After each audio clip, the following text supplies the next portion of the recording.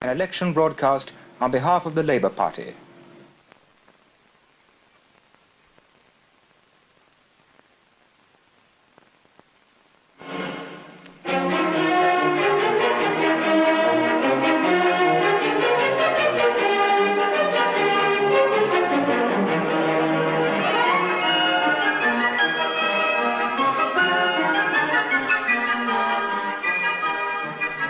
This election is hotting up. The Tories are really badly shaken by the evidence of a Labour swing everywhere, and it's no wonder that they're lashing out. Tonight, we are going to examine their credentials, their record, their promises, and their performance. First, let's look at what they're saying. Life's better under the Conservatives. You've never had it so good.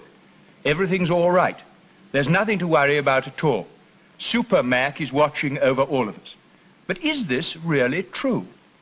Under the Conservative government, Britain's industrial production sadly lags behind the rest of Europe. And as regards volume of exports, the rest of the world has passed us by. But in one respect, Great Britain leads everybody.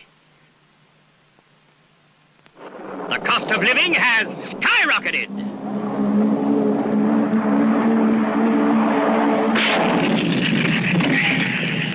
Let's look at this Tory record in greater detail. Up in Manchester, Christopher Mayhew is waiting with some more figures. Well, frankly, the end bit of that cartoon wasn't absolutely fair.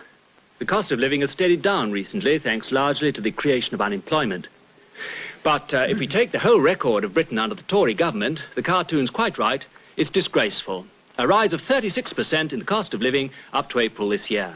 Worse than almost any comparable country. Higher than Austria, Italy, the Netherlands, the United States and Western Germany. If you take the 12 main comparable countries, Britain's record is the worst of all except one.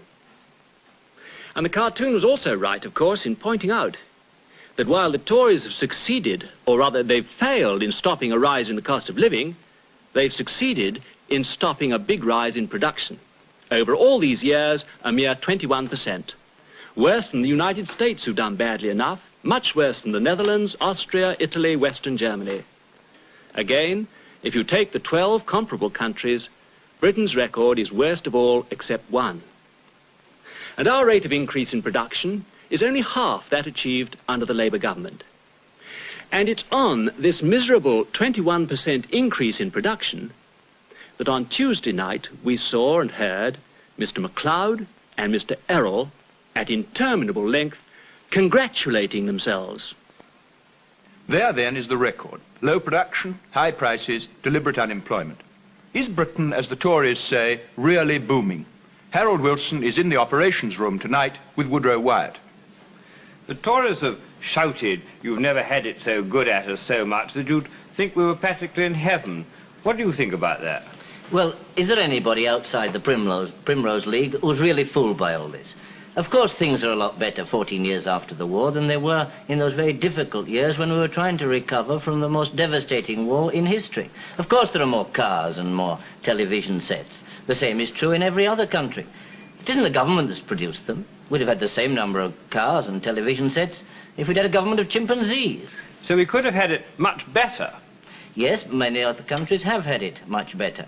As we've just seen, production has increased in most other countries. Just think how much better it would have been today in this country if we'd had a Labour government dedicated to increase production every year instead of a Tory government with production increasing only every election year. Now, Lord Hailsham says that if we carry out our programme with the increased production that's necessary for it, that it's going to cost us £1,000 million a year, and we can't afford it without crippling increases in taxation. Well, we all know Lord Hailsham. But of course that figure is greatly exaggerated. Though, of course, even if it were true, the Tories have increased government expenditure by much more than that, and scarcely anyone has benefited from it.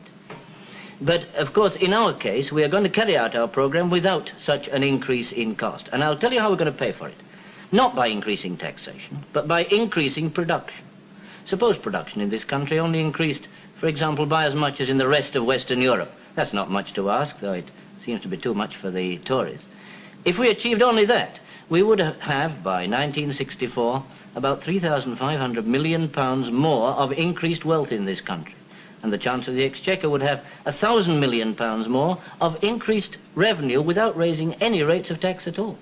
Well, does it have to increase at that rate anyway if Mr. Butler's promised that we're going to double our standard of living in 25 years? Well, only last night the Chancellor of the Exchequer was doubting the nation's ability to increase production at that rate. I think that's a pretty serious slur on the British people. But of course, if he does doubt our ability, then he's throwing over Mr. Butler's promise to double the standard of living in 25 years completely. So we can do it and have tax reliefs as well? Yes, certainly, over the 5 years. Of course, we've made clear over a year or two now, in fact, ever since Mr. Butler's post-election autumn budget of 1955, that we're going to get rid of some of the taxes on essentials that he introduced. Clothing, furniture, textiles, there's nothing new in that. Well, you said it to me, as a matter of fact, in a radio interview. Last week, yes. Well, now, a lot of people are saying, oh, it doesn't make any difference which side you vote for, they're all the same. Well, what difference would there be in a Labour budget? Well, could you see a Labour Chancellor of the Exchequer with £300 million to give away, leaving the old age pensioners out in the cold, as was done last April, for example?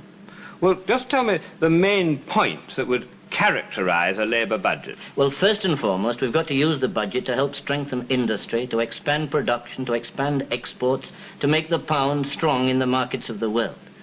Secondly, we've got to use the budget to relieve hardship and poverty in this country. And thirdly, I think we've got to use it to remove a great deal of the inequality in our tax system. Now, take, for example, most people in this country, under the PAYE system, wage earners, salary earners, are paying the full amount of tax that they're supposed to be paying. But a number of people are dodging the amount of tax that they ought to be paying. For example, in the capital gains field, we hear of vast fortunes being made, especially in the property market. Now, it seems to me quite wrong that they shouldn't be paying taxes when the others have got to pay such heavy rates of taxes. Well, will you, as a Chancellor of the Exchequer, stand up to any sectional interests that try and take you for a ride in stormy weather? Well, in stormy weather or in any other kind of weather, the national interest has got to come first. And whatever pressures we may have, whether it's from anti-British speculators in the city, or from the Institute of Directors, or from a trade union for that matter, the national interest has got to put first, and this we shall do. Next, pensions. As it turns out, one of the biggest arguments of this campaign. The Tories, of course, have tried to muddle people about the difference between the two schemes. Now, will somebody please explain this pension scheme to me? Well, it's very simple, really, if you look at the basic principle. Compare the scheme to a bathing hut. Say your clothes represent the weekly payments. My clothes? Well, this is what you might put in per week. Right. Now what? The Tory government keeps 3 out of 4 of your garments as a kind of tax. What? Well, what do I get when I retire? You get back about a quarter of what you put in, say, one of your articles back. What about the Labour scheme? Well, let's start again. Same principle, All right. except you give slightly more per week. And what do I get when I retire? Well, first you get all your investments back, and you would have enough extra per week for added protection. Ah, so the idea is, with the Labour scheme, I put in a little more, but I get a great deal more in return. Very simply explained. Thank you. We've talked a lot tonight about the massive Tory failure in industry. But what about the countryside? How have they been getting on there? Albert Hilton is a Norfolk man, and after 8 years of Tory government, this is what he has to say. Agriculture, as well as industry in general, has suffered in recent years from Tory stagnation. There's been no real increase in production. The big farmers are doing all right, but most of our farmers are small ones. They certainly are not prosperous.